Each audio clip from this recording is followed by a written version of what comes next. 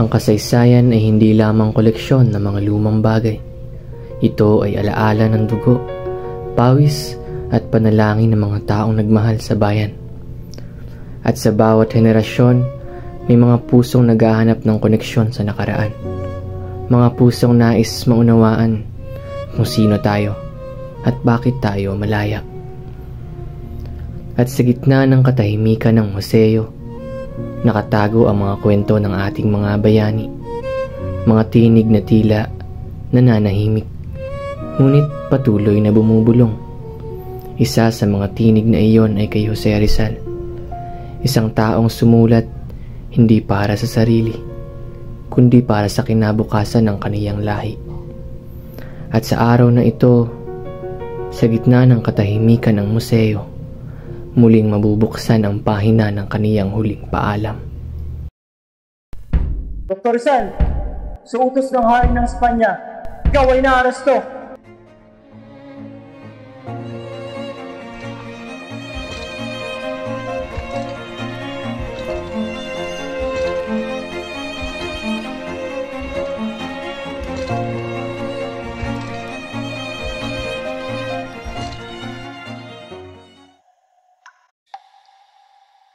Kilala mo ba si Andres Bonifacio, ang tagapagtatag ng Katipunan? Hindi ko alam kung alam ko, Coronel. Bakit ka nila tinatawag na inspirasyon ng pag-aalsa? Coronel Olin, ang aking panulat ay hindi espada. Ang tanging hangad ko lamang ay mapayapa. Bakit pinapaskil ng Katipunan ay iyong pangalan at larawan sa pahayagan? Hindi ko kontrolado ang paggamit ng aking pangalan. Marahil, ginamit nila yon upang mahingi ng tulong. Ngunit hindi ako kabilang sa gawaing marahas. Ibig mong sabihin walang kinalaman ng pamilya mo rito? Na wala silang alam sa ginagawang pag-aaklat ng mga idyo? Huwag mong itadamay aking pamilya. Sila ay namumuni ng payapa.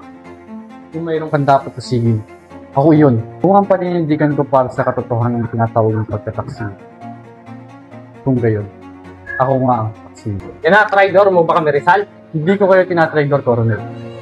Ang tinatraidor ko ay ang mga tumalikod sa bayan. May araw-aring Rizal. Makikita mo kung hanggang saan kadadalhin ng mga salita mo.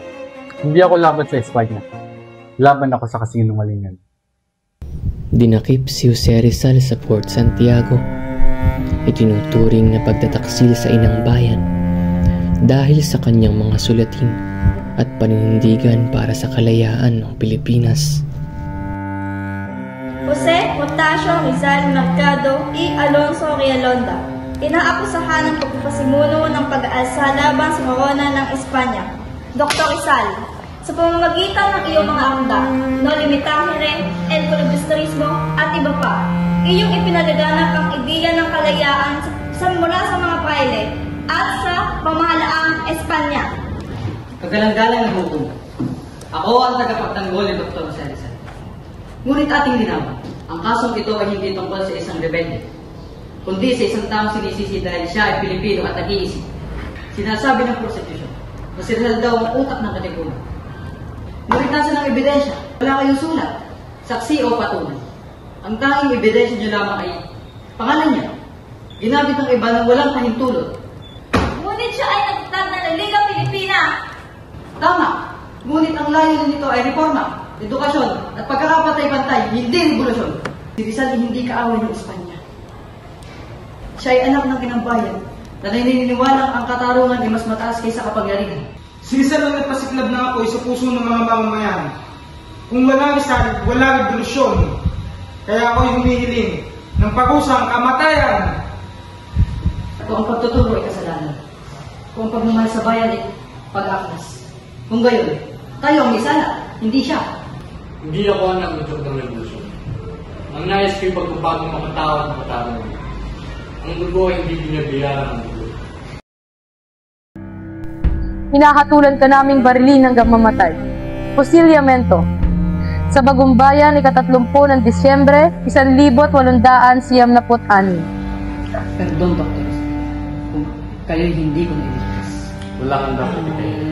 Ang aking bayan ay ligtas.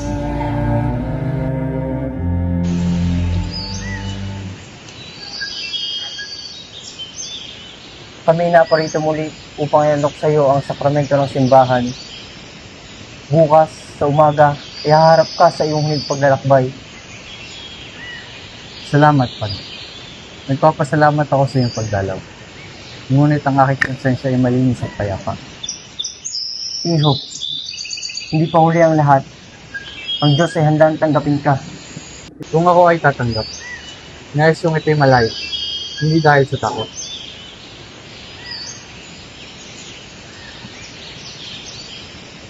Joseph ko na naghihintay. Kung nanaisin mo, maaari ko kayong ikasal ngayon. Tawagin mo siya. Jose? Halika. Sa huling sandali, nais kitang tawagin at magsawa.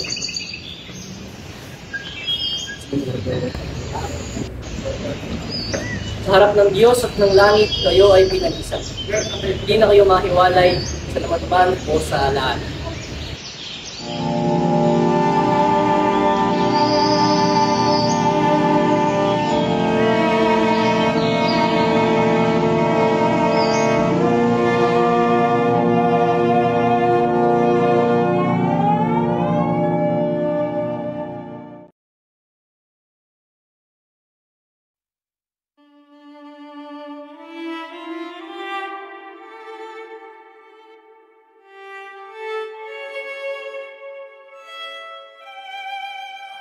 Mahal kong Pilipinas, kung ako'y mamamatay ngayon, mamamatay akong may ngiti, sapagkat ang aking kamatayan ay ang simula ng pag-asa. Dr. Rizal, gusto mo bang takpan ng iyong mga mata? Hindi. Nais kong harapin ang langit, sapagkat naroon ang Diyos. At doon ko makikita ang kinabukasan ng aking bayan.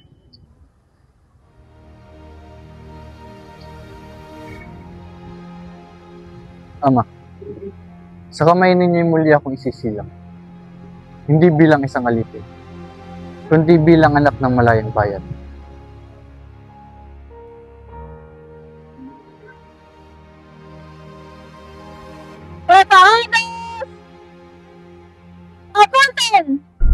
Mahal kong Pilipinas, kung ako'y mamamatay ngayon, mamamatay akong may ngiti, sapagkat ang aking kamatayan ay ang simula ng pag-asa. Consuma Tumes!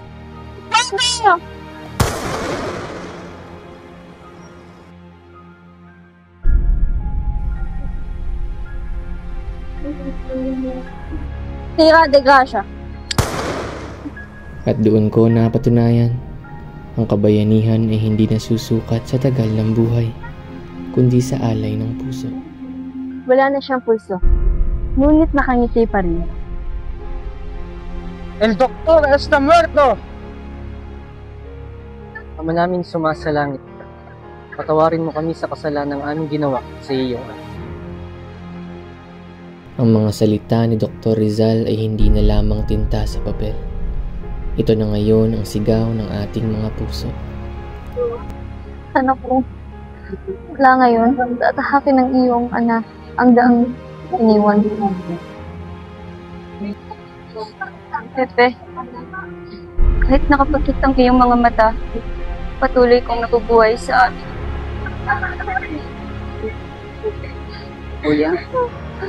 Tapos na ang iyong laban. Ngunit, kami naman ngayon magpapatuloy.